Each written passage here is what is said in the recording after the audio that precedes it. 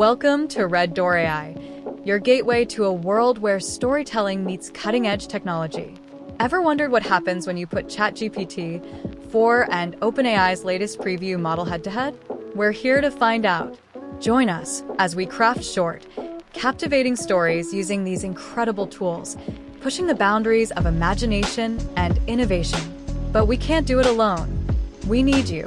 Dive into each tale and let us know in the comments which one resonates with you more. Your feedback doesn't just count, it shapes the journey. Step through the red door and let's explore the future of storytelling together. Welcome to Red Door, where the world's greatest philosophies meet the bright minds of children. Behind this door, we'll explore timeless stories from history's most brilliant philosophers, told in a way that anyone can understand. By kids! Get ready to unlock the wisdom of the ages, one story at a time. Step through the red door and let the journey begin. Plato's allegory of the cave is more than just a story, it's a profound reflection of our lives. Imagine we're all prisoners in a cave, sitting in darkness, watching shadows dance on the wall. These shadows are our reality. We grow up with them, we learn from them, we find comfort in them. But they're just shadows, illusions cast by objects we can't even see. And yet, we take them to be real, because it's all we've ever known. One day, someone breaks free from the chains and steps outside the cave. At first, the light is blinding, unbearable even. It's terrifying because everything familiar fades away, and with it, our sense of certainty. This is the moment of awakening, where you realize that what you thought was real was only a fraction of the truth. The sunlight reveals the true world, full of life, vibrant colors, and clarity. But it's overwhelming. The truth often is. Now, this freed prisoner sees the world as it really is. The shadows on the wall no longer hold meaning because they're just reflections, echoes of something more real. Plato's story here is about our perception, what we see, what we think is true, and how much of it is actually a shadow of something deeper. It's easy to live in the shadows, to accept what's comfortable and familiar. But life invites us to break free, to step into the light, no matter how painful it is at first. The journey back into the cave is where things get tricky. The freed prisoner wants to share the truth with the others, but they don't believe him. They mock him, maybe even get angry. Why? Because the unknown is terrifying, and letting go of what we think we know is hard. Plato's cave is a metaphor for our own resistance to change, to growth, to the unfamiliar. We cling to our shadows because it's easier than facing the light. Plato's deeper message is about the forms, those perfect, unchanging truths that exist beyond the shadows. What we see in the physical world is never the whole story, it's a reflection of something greater. But how often do we settle for the shadow instead of reaching for the real thing? We're trapped by our senses, by what we think we know, yet there's an entire universe of truth waiting to be discovered. This isn't just a philosophical exercise. It's about how we live. Most of us live in the cave, bound by our own limitations, content with illusions. But some of us, those who dare to seek, who dare to question, step outside and see the truth. It's a painful journey, full of doubt and fear, but the freedom found outside the cave is worth every step. It's about moving beyond the surface of things, digging deeper, and discovering the reality that's always been there. As Plato would have us understand, to live in the light is to align with the highest form of intelligence, the highest life. And that life isn't found in comfort or certainty, it's found in the pursuit of truth, no matter where it takes us. The journey is lonely at times, frightening, even isolating. But it's in that space, outside the cave, that we finally see. And as Alan Watts might say, the truth is not something to be grasped, but something to be lived.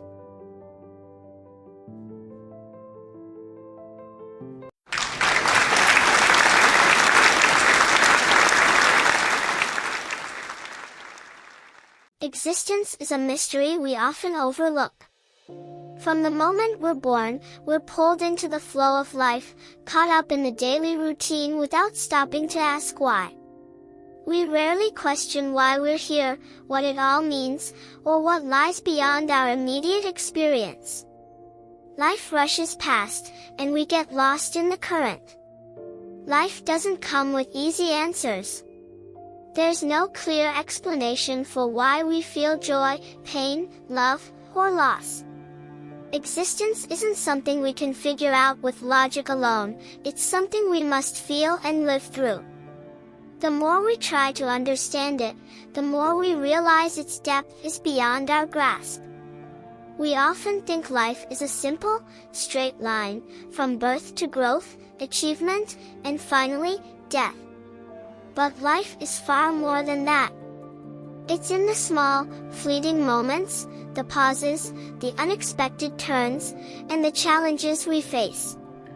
These are what give life its meaning and texture. When things get difficult, it's easy to feel like we're not strong enough to handle it all. But life keeps moving, and so do we. The beauty of existence is in finding the strength to continue, even when it feels like everything is falling apart. There's a quiet power in simply carrying on. Alan Watts once compared life to a dance. We're not here to get somewhere or reach a final goal. We're here to be part of the experience, to feel every moment fully, even the tough ones.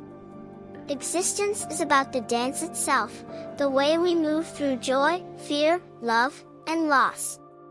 It's all part of what makes life beautiful. Without the hard times, we wouldn't truly appreciate the good. The contrasts, the light and the dark, the joy and the pain, are what make life worth living. Existence is about embracing every part of it, because they all come together to create the full experience of life.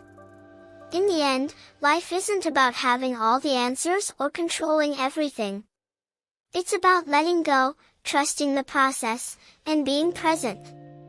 As the poet Rumi said, "You were born with wings, why prefer to crawl through life?" So, spread your wings and live fully, without waiting for everything to make sense.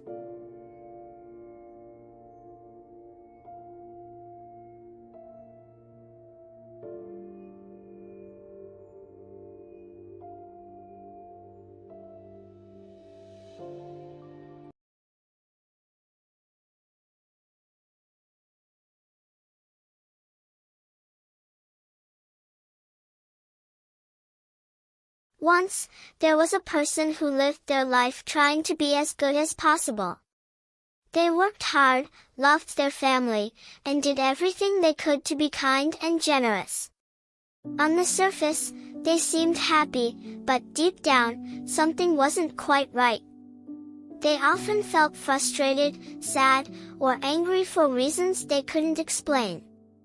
These emotions didn't fit with the image they wanted to show the world, so they buried them deep inside. Carl Jung, a famous psychologist, would have said that this person was ignoring their shadow, the hidden part of themselves that they didn't want to see. According to Jung, we all have a shadow, made up of the parts of ourselves we're afraid to face. It includes feelings like anger, jealousy, and fear, the very emotions this person was pushing away. But Jung warned that the more we ignore our shadow, the stronger it becomes. One day, this person had a fight with a close friend. They said things they didn't mean, and afterward, they couldn't understand why they had acted that way. This was the shadow at work, influencing their actions from behind the scenes. They had buried so much anger and frustration that it exploded in a way they couldn't control. Jung believed that this happens when we repress our darker emotions. They don't disappear, they just come out in unexpected, harmful ways. After the argument, the person realized they needed to change. They started to reflect on the feelings they had been avoiding. At first, it was uncomfortable to admit that they sometimes felt angry or jealous. But as they faced these emotions, they began to understand them. Instead of being something to fear, these feelings were part of who they were. By accepting their shadow, they started to feel more whole and at peace with themselves. The person also noticed that their relationships improved. Before, they had often blamed others for their problems, not realizing they were projecting their own fears and insecurities. Once they understood their shadow, they became more patient and less judgmental. They saw that many of the things they disliked in others were reflections of what they hadn't yet faced in themselves. Jung also talked about a collective shadow, the parts of society that we ignore or refuse to deal with. Just like the person in the story, communities and cultures have shadows, issues like prejudice, hatred, or fear, that are often pushed aside. If ignored for too long, these shadows can grow into bigger problems. By learning to face our personal shadows, we can also help society address its own hidden issues. In the end, the person in the story learned that facing their shadow wasn't about eliminating their flaws but understanding them. They realized that true growth comes from accepting all parts of themselves, not just the parts they liked. By shining a light on their shadow, they found a deeper sense of self-awareness and peace. And in doing so, they opened the door to a more authentic, fulfilling life.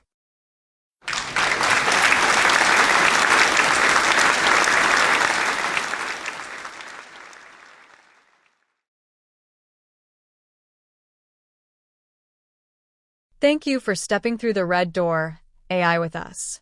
If you enjoyed this journey into AI-powered storytelling, make sure to like, subscribe, and hit that notification bell so you won't miss any of our upcoming tales.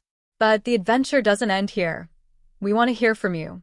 Share in the comments which stories captivated you more, those crafted by ChatGPT-4 or by OpenAI's latest preview model. Your insights shape our future explorations and help us push the boundaries even further. Until next time, keep your imagination alive and step back through the red door to discover what awaits.